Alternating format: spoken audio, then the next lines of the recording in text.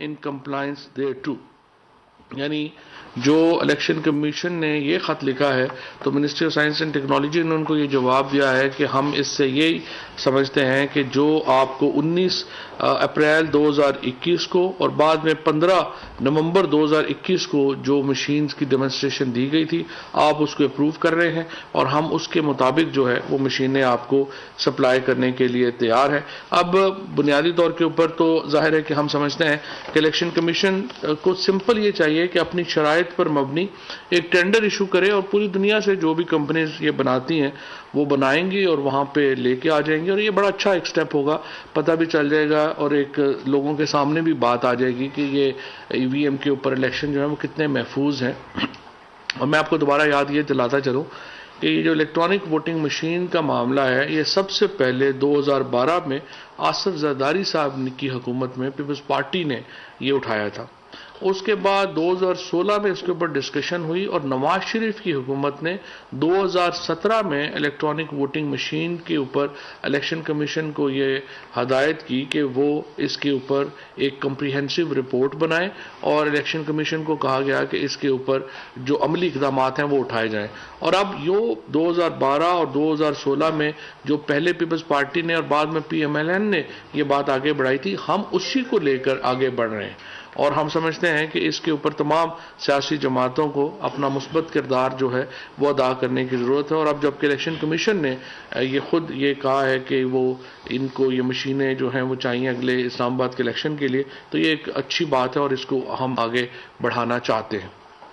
गवादर के मामलात के ऊपर बातचीत हुई है। दो वफाकी वज़रा असद उमर साहब और ज़ुबैदा जलाल जो हैं वो वज़ीर आज़म के बिहाफ के ऊपर गवादर जाएंगे और वहाँ पे जो इस वक्त के मामलात हैं उनके ऊपर वो उनका हल भी बात करेंगे और जो इस वक्त वहाँ पे एहतजाज लोग कर रहे हैं उनसे वो बातचीत भी करेंगे। वज़ीर आज़म इस पर पहले ही नोटिस जो है वो ले चुके हैं और इस मामले में जो सख्त इक़दामात हैं उनकी हदायत जो है वो की जा चुकी है। पीने के पानी के ऊपर सिर्फ मैं आपको ये बता दूं कि इस्लामाबाद के पीने के पानी के ऊपर जितना खर्च होता है उससे कहीं ज़्यादा गवादर के पानी के पीने के ऊपर प्रोजेक्ट्स जो हैं उनके ऊपर खर्चा जो है वो किया गया है और वो दिया जा रहा है। 700 अरब रुपए का सदरन बलूचिस्तान पैकेज जो है वो हम अनाउंस कर चुके हैं। उसमें से जो 560 अरब रुपया है वो खालिस्तान वफाक का दिया हुआ पैसा है और इतने बड़े पैसों की वहाँ पे दिए जाने के बावजूद अगर मसले जो हैं वो हल नहीं हो रहे हैं तो ज़रूरत है इस बात की कि इनकी असर नो जायज़ा लिया जाए कि आखिर खामी कहाँ आ रही है और क्यों इतना पैसा जो वफाक से जा रहा है सूबों में उसके बावजूद वहाँ पर अमल दरामद जो है वो उस तरीके से नहीं हो पा रहा। लिहाजा इसके लिए दोनों वज़रा वहाँ पे जाएंगे और एक कम्प्रीहेंसिव रिपोर्ट जो है वो वज़ीर आज़म साहब को जो है पेश की जाएगी।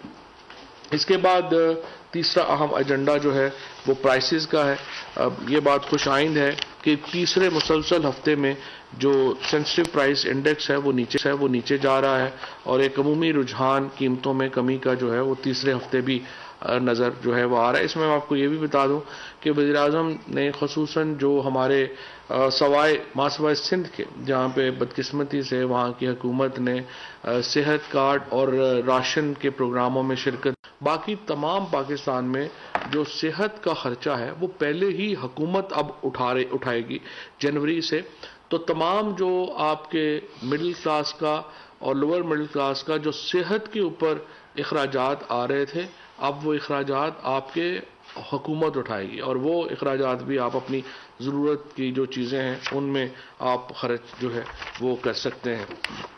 जो इंडेक्स है वो बता रहा है कि टमाटो, चिकन, आलू, इसके बाद जो इनकी कीमतों में जो है वो कमी हुई है और जो चीनी है और जो हमारा 20 किलो का आटा का थैला है उनमें इस्तेहकाम है। इसी तरह से मस्टर्ड ऑयल है, एग हैंड्स हैं, इन तमाम में हम देखिए दालें भी जो हैं वो मैं आपको यहाँ पे ये बता दूँ, ये पाकिस्तान की एक जो एग्रीकल्चर पॉलिसी के साथ एक हमने पूरा 20 सालों में हर चीज़ ही को इग्नोर किया। हम न्यूजीलैंड और ऑस्ट्रेलिया से दालें मंगवाते हैं आप अंदाज़ा लगा लीजिए कि हम इस वक्त एक ज़राई मुल्क हैं, लेकिन हमारी दाल जो हम खाते हैं ये भी हमें न्यूजीलैंड से आती है। और ये जो इम्पोर्टेड इस वक्त चीज़ें हैं, एक इम्पोर्टेड इन्फ्लेशन है जिसकी वजह से हमें उसका सामना जो है वो करना पड़ता है। लेकिन इस वक्त भी पाकिस्तान इस रीजन में अगर हम कंपैरिजन करें इंडिया से, बांग्लादेश से, तो इस वक्त सबसे सस्ता मुल्क है सिवाय चाय के।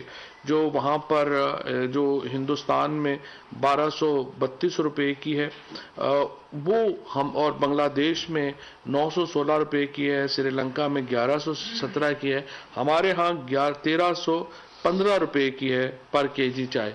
चाय हमारी महंगी है, बाकी तमाम चीज़ें जो हैं, चाहे दालें हैं, आटा है, इवन सब्जियां हैं, ये तमाम इस रीजन में हम इससे जो है वो इस वक्त जो है वो हम इस पूरी रीजन में सबसे सस्ता मुल्क हैं। और अब जब हम ये हेल्थ का बजट जो है और उसके बाद जो राशन है वो भी निकाल देंगे तो इससे और सस्ता जो है वो हमारे लोगों को मिलेगा। और आटा जो है, जब आप इसको जो 30% रायत जो भी मिलेगी 50,000 से कम आमदनी वाले लोगों को, एक्चुअली उन्हें आटा 2018 में जो आटे की कीमत थी उससे भी सस्ता आटा जो है वो मिल रहा होगा।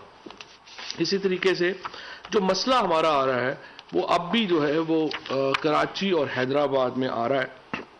अनफॉर्चुनेटली मैं तो मीडिया के नुमाइंदों से ये रिक्वेस्ट करूंगा कि आप पीबीएस के ऊपर ना जाएं, आप खुद अपने लोग वहां पे भेजें और चेक करें कि कराची में इस वक्त आटे की कीमत क्या चल रही है और इस वक्त लाहौर में क्या चल रही है। कराची में इस वक्त 1347 रुपये का जो है वो इस वक्त आटा जो है वो चल रहा है, बाकी पूरे मुल्क में जो है वो 1100 का है। कराची में और कोयटा में, इन दो में जो है वो 1400 रुपये से 1347 का कराची में है, 1400 रुपये का कोयटा में है। और उसकी वजह यह है कि कोयटा में ज़्यादातर ये कराची से ही चीज़ें जाती। सो इसको एक उन्होंने कुछ बेहतरी की है सिंध हुकूमत ने, हमने जो शोर मचाया, लेकिन अभी भी वहाँ पे आप देखें कि तकरीबन 250 रुपया आटा जो है वो बाकी पूरे मुल्क से महंगा है। इसी तरीके से जो चीनी है वो भी इस वक्त कराची में तकरीबन 96.3 यानी तकरीबन 97 रुपये की है, और बाकी तमाम मुल्कों में ये 90 रुपये पे आ गई है, और कुछ जगहों के ऊपर तो 90 रुपये से भी ये कम जो है वो हो गई है। इसी तरीके से कोयटा में हमारा जो दाल, मूंग है और चने का है, ये भी बाकी मुल्क से जो है। इलेक्ट्रॉनिक वोटिंग मशीन पर तमाम सियासी जमातों को मुस्बत किरदार अदा करने की वफाकी वज़ीर इत्तलात फवाद चौधरी न्यूज़ ब्रीफिंग दे रहे थे, आपने मुलाहिजा किया। उन्होंने कहा कि इलेक्शन कमीशन ईवीएम से मुतालिक अपने जो भी मामलात हैं वो तरतीब दे। सद उमर और जुबैदा जलाल गवादर जाएंगे और मुजाहिरीन से बात करेंगे। कंट्रोल कर पा रहे हैं तो सिंध हुकूमत से हम एक बार फिर ये अर्ज करते हैं कि नाराज़ हुए बगैर मेहरबानी करें, तो जो कंट्रोल्स हैं उनको अपने बेहतर करें। और फिर जिस तरह से मैंने पहले भी अर्ज किया था कि जो हमारा SPI है उसमें 40% कराची से सिर्फ जो है वो इम्पैक्ट आता है उसका। जो कराची में चीज़ें महंगी होती हैं तो उसकी वजह से जो इम्पैक्ट है वो कराची में आता है।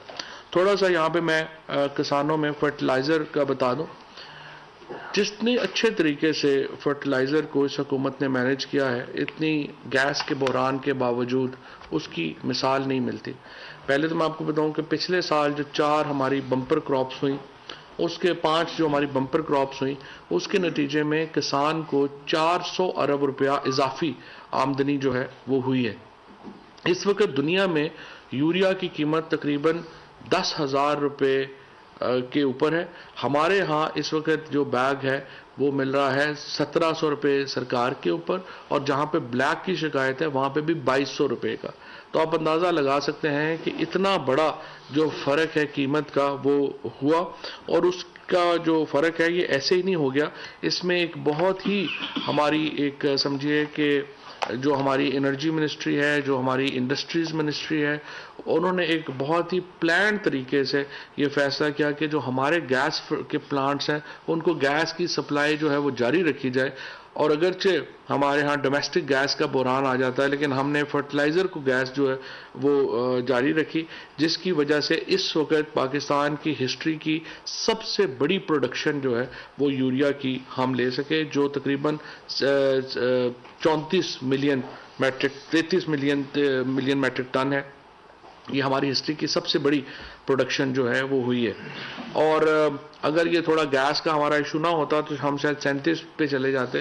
गैस में ये बात हमें समझने की ज़रूरत है, जो रोज़ हम टेलीविजन के ऊपर दिखाया जाता है कि फ़लाने शहर में गैस कम हो गई है, फ़लाने में, ये सिर्फ 28% लोगों का बोझ 78% लोग उठा रहे हैं।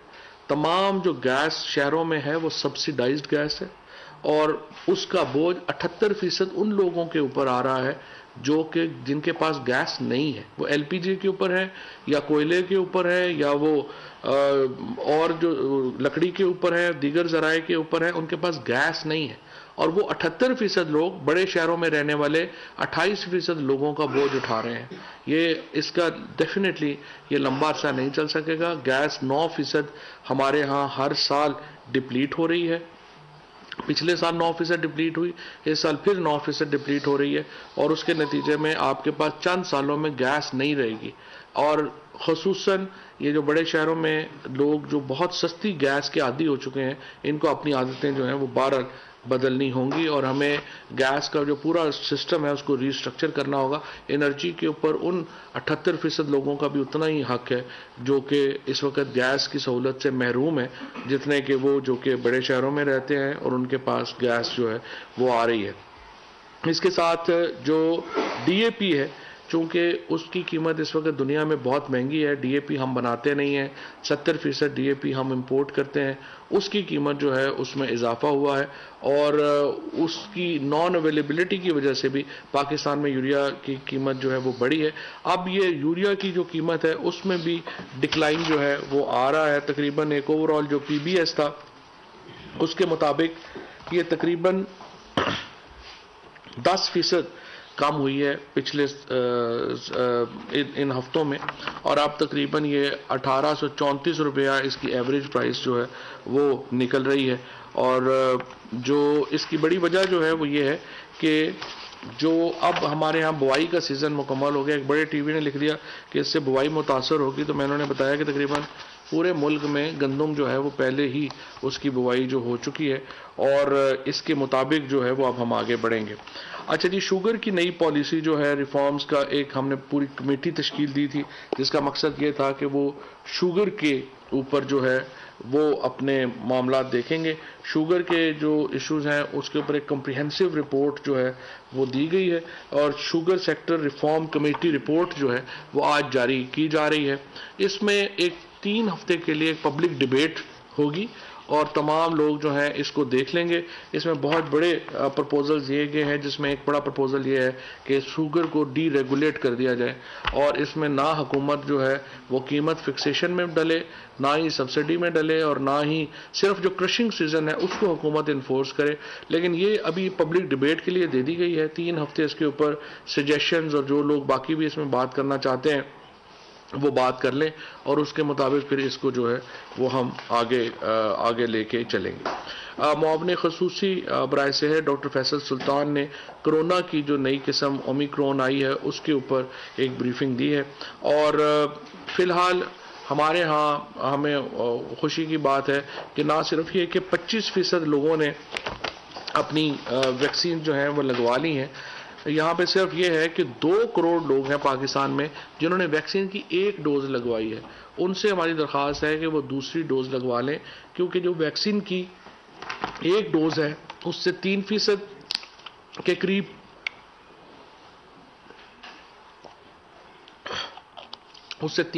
करीब जो है वो बचत होती है। लेकिन जब आप दूसरी डोज लगवाते हैं तो उससे 17 गुना 3 गुना बचत होती है, लेकिन जब आप दूसरी डोज लगा देते हैं तो 17 गुना जो है वो उससे बेहतर हो जाता है मामला और इससे कुव्वत मुदाफ़त जो है वो बढ़ती है। इसके साथ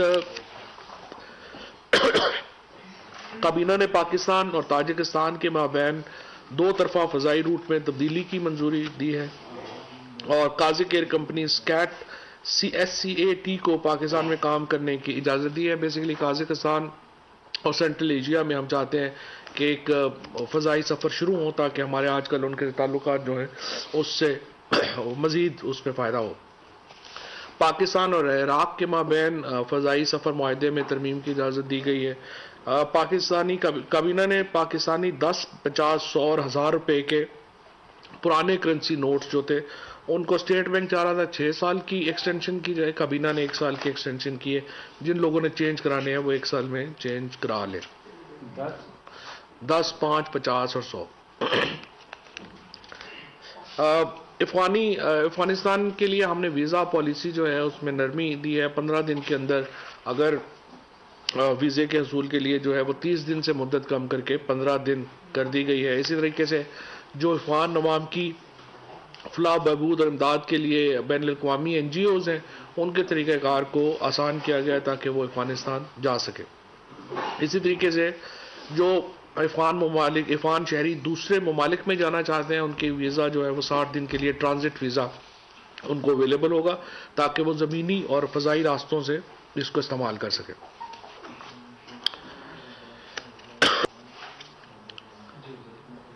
काबीना को ओगरा की सालाना रिपोर्ट बराए साल 2019-20 पेश की गई। इसमें पहली बार एक बहुत बड़ा जो रिफॉर्म आया है कि अब 10 कंपनीज को लाइसेंस दिया गया है जो कि पाकिस्तान के अंदर प्राइवेट सेक्टर में गैस इंपोर्ट करके लोगों को दे सकेंगी।